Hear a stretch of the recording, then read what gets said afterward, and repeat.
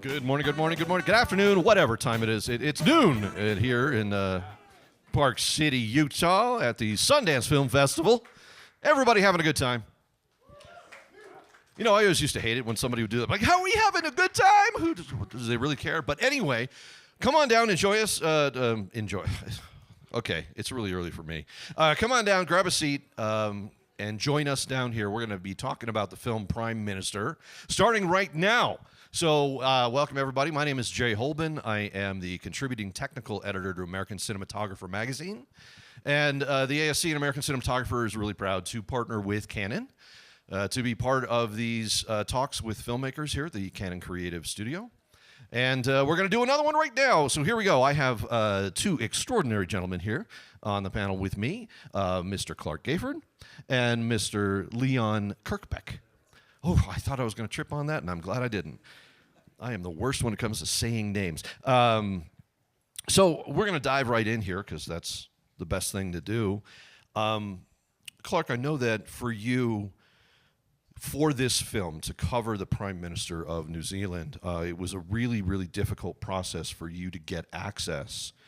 And I want to talk a little bit about that and the years that it took for you to build up the trust with your talent. We're really close to the mic. I played the long game on that, and also I was taken quite by surprise when my partner got quite the promotion at work and became the Prime Minister of New Zealand. And so that was how I ended up there. But to give a more sort of fulsome story on my background, having been in media, and I had a distant past of camera operation. And Leon and I, as storytellers, I ended up caught up in this moment where it was my own life by proxy. And I started to see these things unfolding in front of me, and I thought, no one's filming this. Someone should try and capture some moments. And there was this little voice in the back of my head that said, I need to do something here. So basically, yeah, it was your wife that became the Prime Minister of... Were you married at the time that this was all happening? No, big scandal. Not married. And even more scandalous, as she was negotiating her way to becoming Prime Minister, she found out she was pregnant. So there was just layer upon layer of things going on, and then I complicated things further by pulling out a camera every now and then. Come on, you were doing it for the plot, right? Yeah.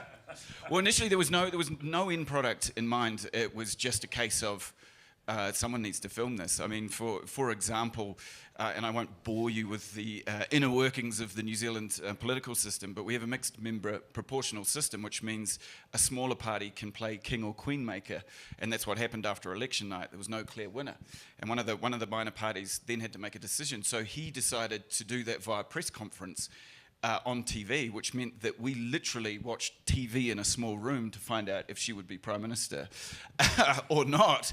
And it was actually that moment, because it was in the parliamentary buildings and there was no media or press allowed in this room. And it was an extraordinary day because there was all of this last-minute negotiating of positions and they had no idea which way this gentleman was going to go. And I could just see the genuine emotion and stress. This was a party that had been in opposition for 9 years, and they were about to find out if they were going to still be in opposition for another 3. And it was just, I turned up just in a supporting role, and then I suddenly thought, my God, no one's even documenting this. And so I never had an end product in mind, but I thought someone needs to document this. And so I called a cameraman friend up the road, and I just scooted up and grabbed a camera from him and picked it up, and from that point forward, the OCD in me just didn't want to miss any other key moments that sort of turned up. But you're no stranger to the camera and being in front of the camera and being the television personality yourself, and as a background as an operator too. So this is not like you're just picking up a camera for the very first time. You've got a little bit of a background, and do you want to address that and talk about that for a second? Yeah, well, I do feel slightly like an imposter sitting here amongst real camera people who... don't look at me. But no, I started in as a camera person back many years ago, and then some foolish person gave me a job in front of a camera, and I went, "This is so much easier. I don't have to worry about tapes or white balance or any of the post production." But I like asking questions, and there's always in between takes. I got to work with some of the best DOPs in New Zealand on a regular basis, and I was always questioning them on lens choice and framing and that, to the point where I drive them mad. So when this sort of opportunity came up and I had to dust the cobwebs off and pick a camera up again, I got to hark back to some of the lessons and some of the great stuff that I'd seen them do and try and mimic a little bit of that. But there was literally situations where I had to be discreet in what I did, and I never wanted to be noticed, and I certainly never wanted to be in the way, and I never wanted to be an impedance to what my wife was attempting to do. So it was very in the background. I started with very small cameras, just little, almost like prosumer 4K cameras, and that was very much the only way that I was ever going to get it happening. There was no way I would be able to stop people down and put radio mics on and do things like that. I just had to figure out how to make it work where I was sort of in the background and forgotten about, and I had the advantage of them not ever being able to tell off the Prime Minister's boyfriend to stop filming. So I just took liberties with that and kept going. What did you eventually end up using? Since we are sitting at Canon, let's talk about the Canon. Right. Well, I got to Canon eventually. I started on a little Sony 1080, because I shot this over 7 years, right? And so I was at the cutting edge of technology, shooting in 1080 HD back at the start, and then I went to a little Sony 4K Handycam. But I highly coveted the Canon R5 C, which is where I ended up, and I actually brought it with me today for the sole reason. Well, not the sole reason. There's many reasons, but just the compact nature and the fact that from this point forward, once I had this camera in my possession, I just looked like a supportive partner taking stills, and no one questioned or knew what I was doing. You take the small rig cage off, you strip it right back, and what you have in your hand is an absolute weapon when it comes to shooting things at such a high quality and at a professional capacity. And yet you can get away with just being just the two of you in a situation, and no one knows really what you're doing. And for what we were doing and trying to do, it made my life so much easier, because I never wanted to have to answer questions about that. Yeah, well, it gave you access to have a much more intimate role in covering this story, right? That a documentary crew wouldn't be able to do, getting into places that wouldn't allow anybody else. Yeah, and I got to have some fun at the end with the directors needing, the odd pickup to try and bridge a couple of scenes, and there was one that they really needed just a shot of my wife on a plane looking out a window, and we were traveling somewhere, and I just went to a second-hand store and picked up a 35 mil prime, because I wanted to frame it up a bit nicer than the stuff I'd been doing. There was 3 of us in the seat, and I had to bribe my daughter to sit low enough so that she was out of shot, and then literally never just leant back and took time to capture those moments and frame it up. And then I sat back and I thought, man, if we'd really needed that shot and we were professionally going after it, and we'd had to book a plane and get permission and put a camera person on and seek clearances and that, as opposed to me just leaning back in my seat and shooting something on a 35 prime, having the background blown out, having it come up really nice and in post with the grade was cool. I got a real buzz out of doing things like that. A buzz out of the subterfuge. Yeah. Leon, how'd you get involved with this crazy guy? Well, we've been involved with the Labour Party, which is the government party that Jacinda became the leader of, since before Jacinda was actually the leader. So we were involved. The company that I have, the film company that I own, is called Dark Doris. But it's part of a bigger group, and we have an advertising company, a marketing company as part of that as well. And so we were filming the campaign footage, and it was really evident at that point for us that something quite remarkable was happening. Obviously, well before any of all of the challenges of COVID and all of that kind of stuff, just purely by the sense of being around this remarkable woman taking on this leadership role right at the very last, 6 weeks before the election, she was thrust into leadership, and the way that she took over and the country coming behind her and actually swelling the support, you could see that this was a really unique type of leader that was galvanizing the country. And you could feel that there was something worth capturing there, much like Clarke. And so whenever we were filming in and around the campaign stuff, we would just keep rolling on stuff, again, with no end goal in sight. We're very lucky having this group of companies. Most of the documentary production work that we've done, we've been able to do, just start shooting and just worry about finance, or even if it becomes something later. We were with an NBA team for about 7 years filming the front office, and who knows if that's ever going to become something.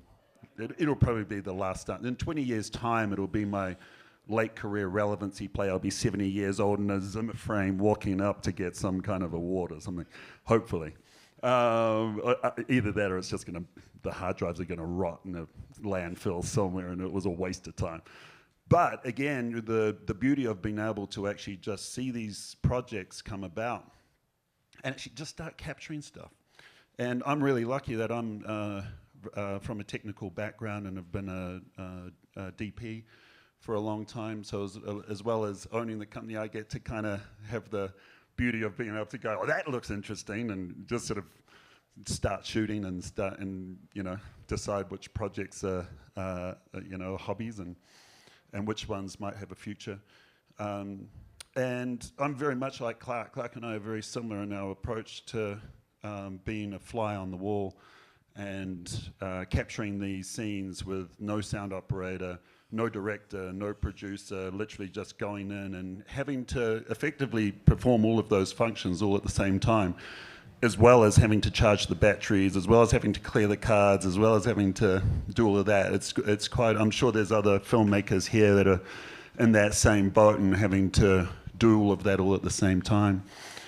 But certainly, and I have a problem with the term fly on the wall, because that's indicating that we're a fly. And I guess the crux of that is that a fly is something that you don't want in a room. You often shoo flies out of the room. You certainly don't welcome them into the room. And to Clarke's point, quite often we would have to be in situations where you have to be completely invisible.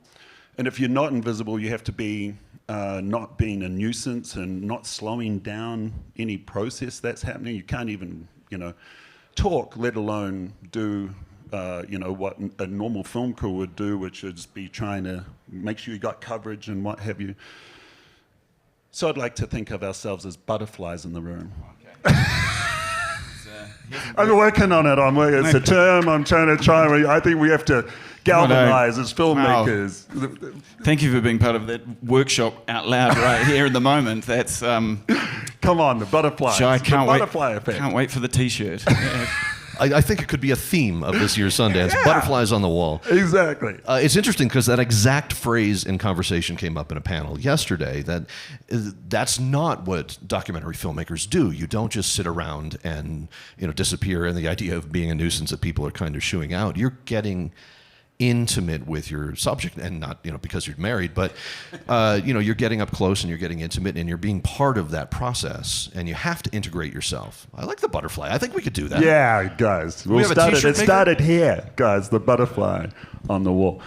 But I guess with that, it was there is that thing about these small form cameras. The other great thing about it is the thought of being in a situation like that and being so fastidious about the image that you're wanting prime lenses, and the thought of having to change a prime lens right in the middle of everything going on and having a little carry bag, you just can't. You need something that's a zoom through lens that's got enough coverage to be able to zoom to the other side of the room, because you can't get up and walk over there to get a close up. You need something that can get wide enough for you to be able to capture everything.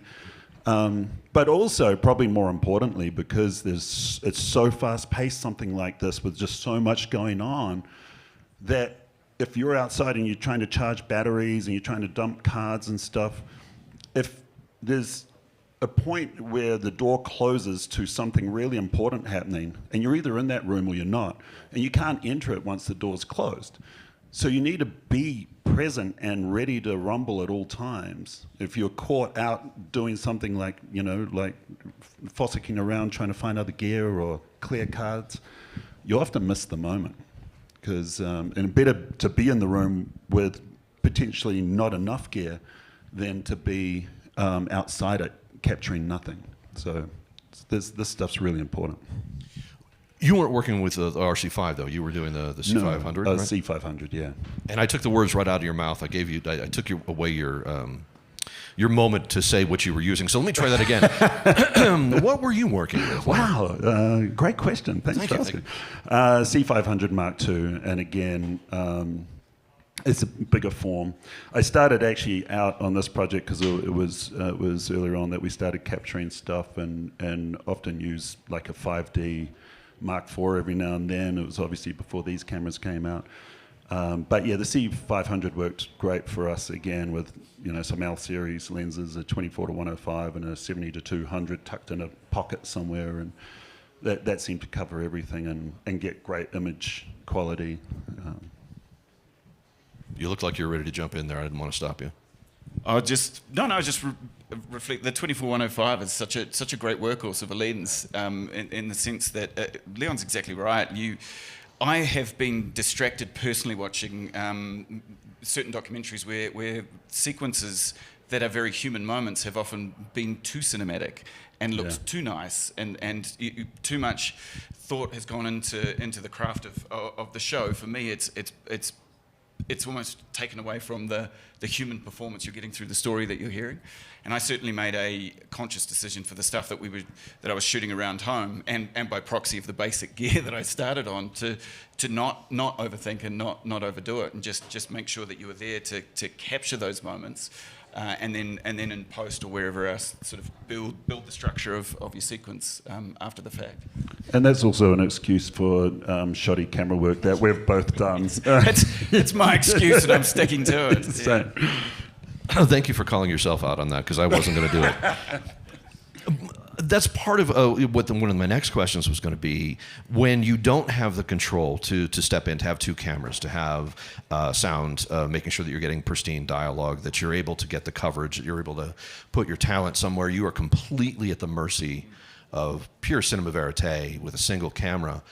How are you going about building your story and getting the reverse angle or inserts or B-roll or whatever you need? Are you just sort of filling it in later, or are you trying to sneak those shots as well? Depends how much time you've got in the room, really, and what you can pick off, and then looking for the non-sync stuff after the process. But if it is a moment, if it's a heated conversation or something, you've got to be there capturing that. But one of the greatest strengths, obviously, having something as simple as the LCD screen, because you're shooting with eyes wide open, and you are very aware of things going around the room. I learned very early on that if you chase conversations, you miss it. You get the end of the answer before if you're the only camera in the room, and you've got to work out who the principal subject is. Can you afford to have the person that is talking off camera? Is there a way to capture non-syncs after the fact so that the editor's not going to curse your name because they've got no workarounds? Or just be aware, is there something on the desk that's relevant or nice, or if you've got a bit of time afterwards to at least have options. But as long as you've captured the audio and the vision of the essence of what's being said, then you do all the rescue work after the fact. Yeah, and it's also the benefit of I've an audio background as well, and the anxiety that you have with a camera that's pointing towards something. Somebody starts talking behind you, and you've only got a directional shotgun mic that isn't. And that's the great thing about some of these, still recording the onboard audio and channels 3 and 4 or what have you, that that you've at least got some room mic. But often I would carry around some little Zoom tabletop recorders, and I'd hit record on those and often leave them around the room, more for the MBA project. And it wasn't until about 2 or 3 years into the recording that I actually realized that there's obviously no sync, and often these little Zoom recorders would reset back to 1996 or something like that. So there'd be no sort of relevant. So these poor people having to go through audio archives trying to match things up. But doing things like that, knowing that you're capturing sound and being able to, as Clarke says, my wife was actually the director, co-director of the film, and she would often say to me exactly that, you know, it's sitting in one shot rather than trying to spin and get to, at least you bird in the hand, you know, you've got this one shot and you spin and try and get somebody, you've got two unusable shots. So it's the kind of getting into that zen frame of mind of actually just being okay with not capturing that. But quite often we would, you know, you'd go back into the room afterwards and try and pick up stuff around, you know, that might be helpful in the edit. And often, you know, just go in other days and get other listening shots of people that might have been in that room of another important meeting.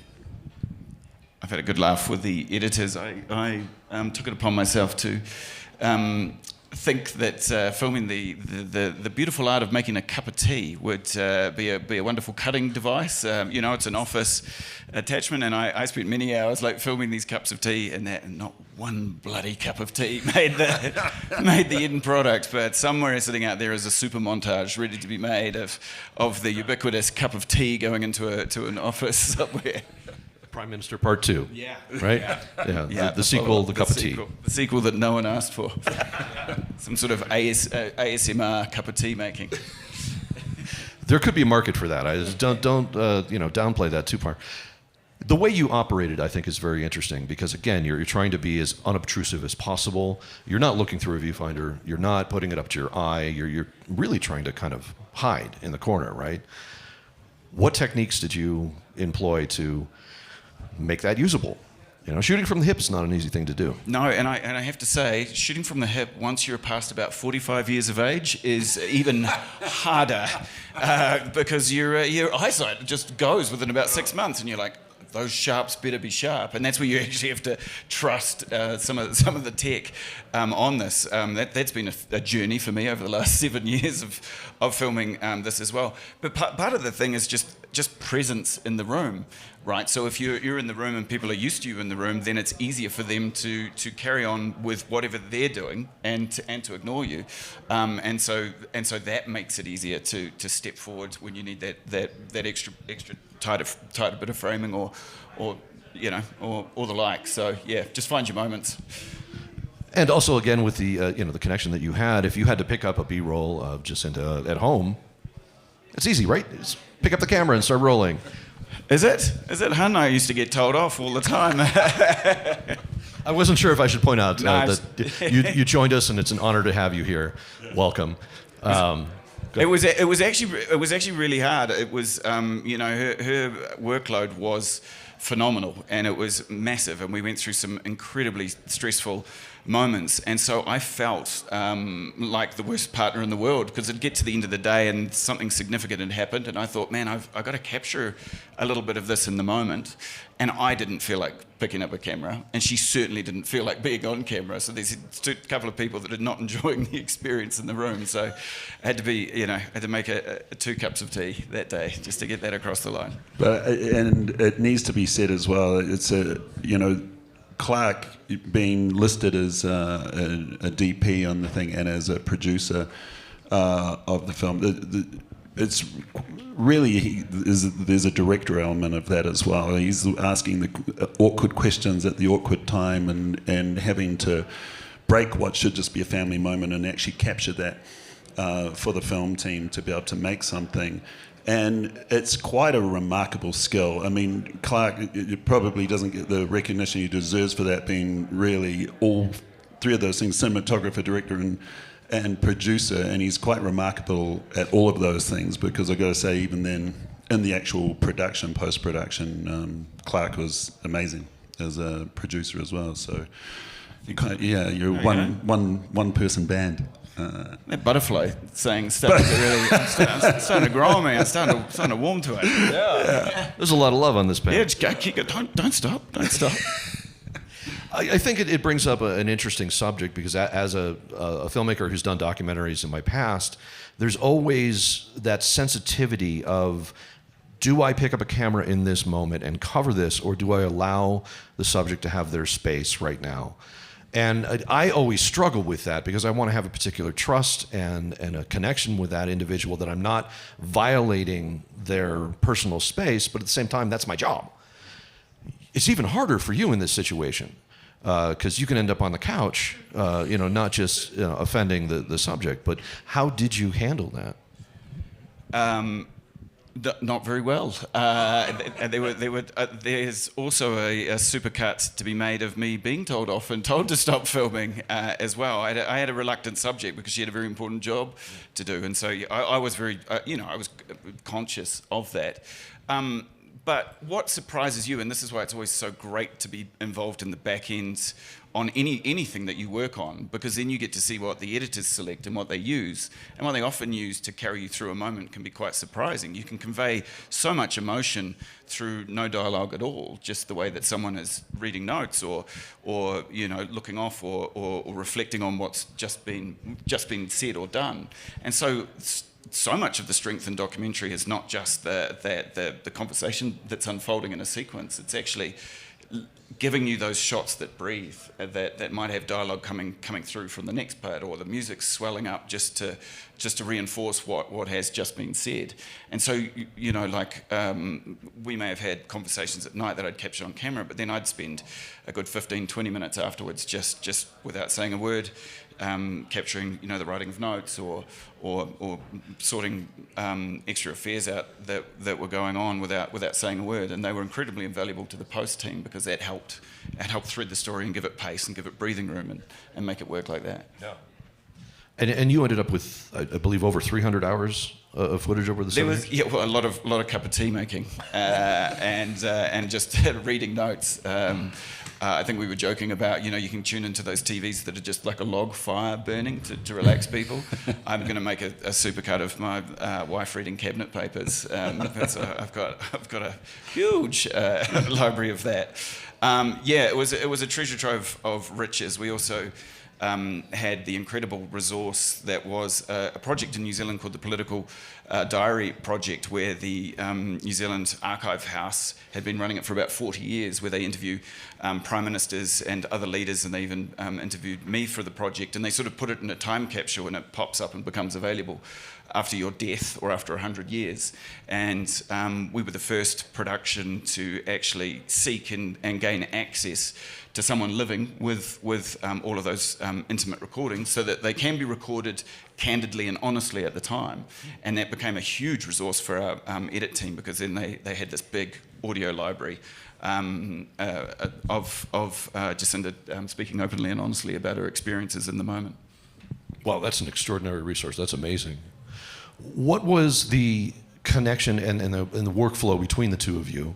Obviously, T's embedded with the subject, but you and your wife are a little bit more removed. How did you guys coordinate and figure out what you're going to shoot and when you're going to be there? It's a great question. It was basically a desire to make sure Clarke was in the film as well, and so finding certain moments where we could actually be able to come in and film Clarke being a part of the family and showing what Clarke was doing, because a large part of what enabled Jacinda to do the incredible work that she did in office whilst having a child and being an incredible mother was an incredible father and somebody who was doing a remarkable job supporting that whole system. And that needed to be captured as well. And so there were those moments, and you'll see them in the film, where we were lucky enough to be around to be able to capture those moments and to show Clarke in there.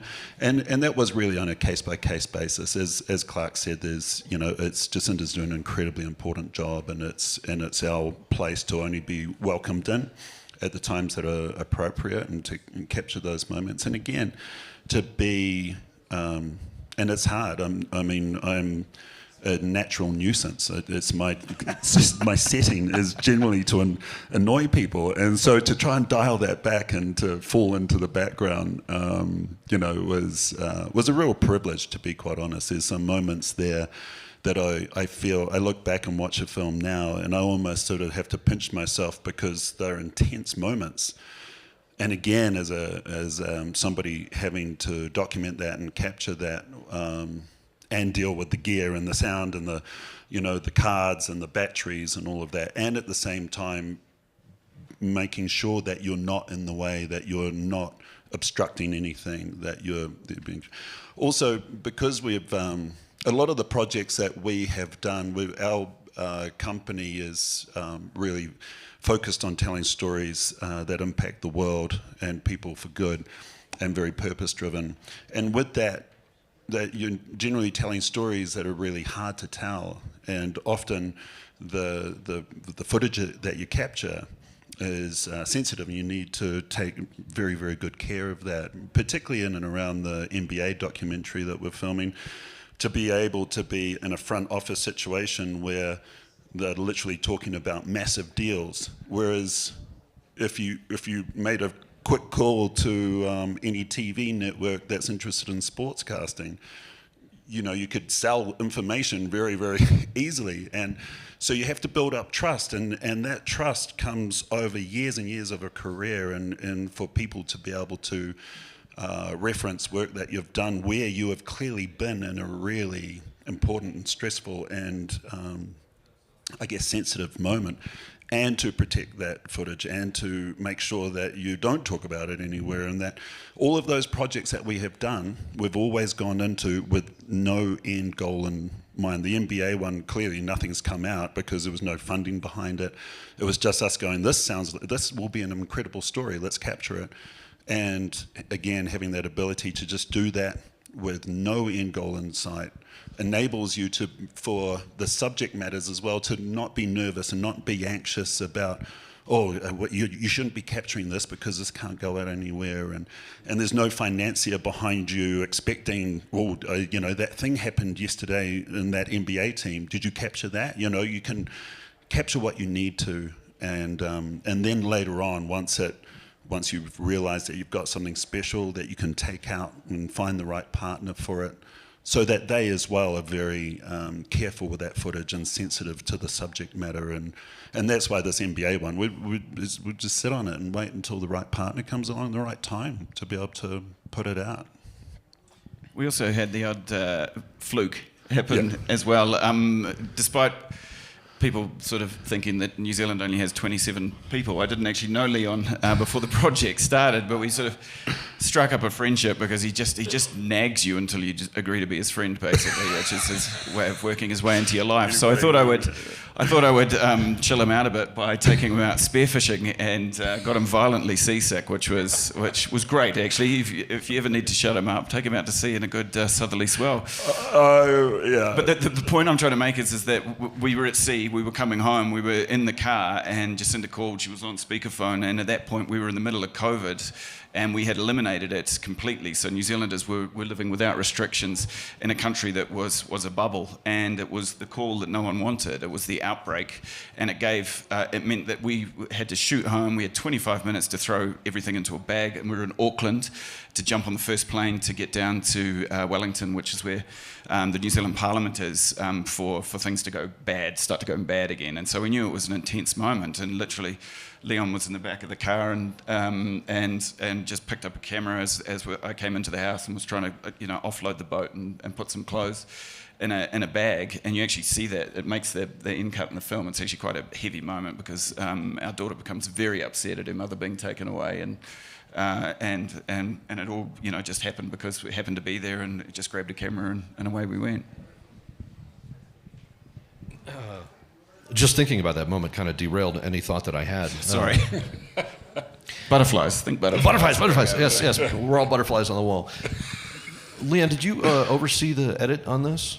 No, my wife being the director, one of the two directors, she's remarkable at that process, and I literally only saw cuts once they were very, very, very sort of further along. There was a 17-hour cut. I never saw that, and because I really didn't want to relive those moments and have PTSD more than anything, and see all of my out of focus shots and terrible framing. But yeah, I started to see it come together at the end. But no, I was sort of quite removed from the actual edit and post production.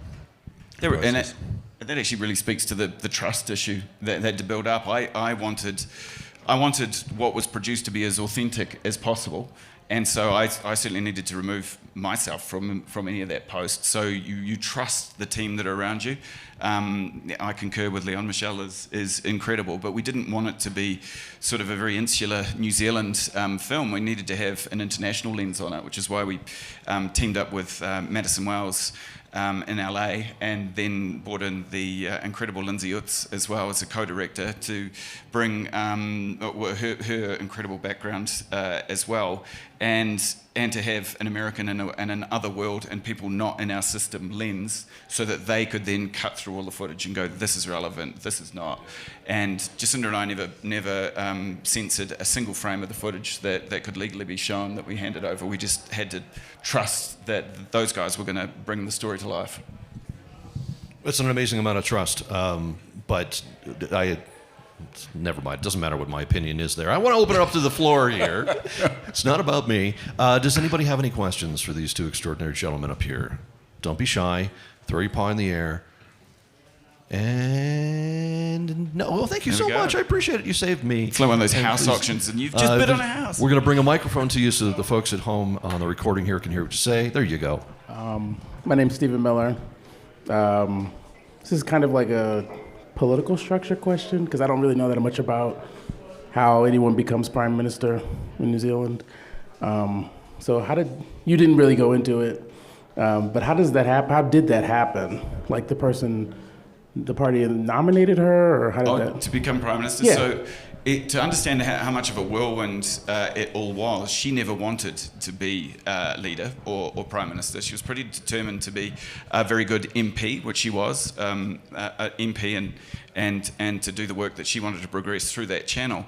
But she soared in popularity just through the way that she presented herself and the way that the New Zealand public resonated with her. So she was put in a deputy position, and then in the lead up to the 2017 election, they were suffering terribly in the polls under their leader that they had, and they had some back-to-back polls which put them in a pretty dire position that was going to knock a lot of the MPs out of Parliament based on those results. And so he resigned and nominated her, and she was left with very little choice in the matter, and that was 7 weeks before the election. So, and a colleague said to her, your job is to save the furniture.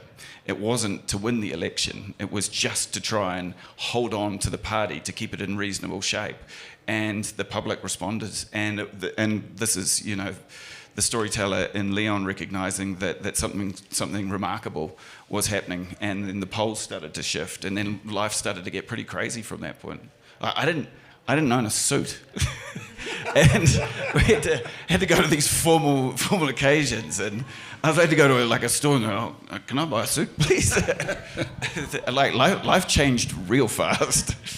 And in some ways we have that election process and that moment in time where Jacinda was thrust into leadership to thank for the documentary, because I think in some ways if she was just a leader and over the course of 2 or 3 or 4 years she just got better and better and better and became the leader in a natural way, you'd kind of go, well, yeah, that's normal, and then you'd miss, we would have, probably not have felt that rush of somebody surging and feeling a swell of support from people, and that it really was at that time that you're like, whoa, something's going. They called it Jacinda mania at the time. It was incredible to be around, and and again, we were filming a lot of campaign footage, and I feel super lucky as well to be in the van with this campaign team driving around. You pull up out the front of an event that was marked as something, obviously that was publicised. And just these swarms of people outside getting so excited to meet her, and all 27 New Zealanders. Yeah, all of them. All of them. Every single one of the 27 were there, and made placards as well. So. So it was really exciting, and I think that's what we have to thank for the documentary in a lot of ways, because it was a rush, and it never happened before in New Zealand in that way. For all of us dumb Americans, it's been so hard not to make a Hobbit joke. So I'm just going to let it go, and I'm going to not take that bait. Anybody else have a question for these two gentlemen? Okay. Well, thank you all for being here. Thank you, the two of you. When is your premiere? We had the premiere a couple of nights ago, Friday night at Eccles. It went very well. It was sold out, and God, I had knots in my stomach all the way through. It's something that, you spent 7 years, and it gets shaped up, and outside of a very core group of people, no one else has seen it, and so that's your moment to get feedback. And the crowd were lovely. The feedback was excellent, and we've had great reviews and a great response. It's been awesome. Amazing. And you have more screenings? Yeah, there's a screening going on right now. In fact, over in Park City, and then I think they're all sold out, but there are other screenings happening around, and then hopefully it'll go out into the wider world on one format or another. We look forward to that. Obviously, if there's any distributors, if not, it may come out the same time as an NBA documentary. 20 years time, maybe. Call it The Curse of Leon. You took my thunder. I was going to make that joke as well. But you are a walking billboard for all your work and of your podcast. And your, accidentally, I'm sure. Exactly. You forgot to mention Jay's books. Yes, I've ordered one of you. So I hear you're an author, Jay. I've ordered one of your books. Yes, I am. Yes, thank you very much for that. Thank you. I'll pay you a little bit later for that. AtticanPress.com. Everybody go there. No, kidding. Thank you, everybody, for being here. Thank you to the two of you. Enjoy. On behalf of American Cinematographer and Canon, we appreciate you all being here. Congratulations. Thank you. Cheers. Thank you, everybody. Thank you.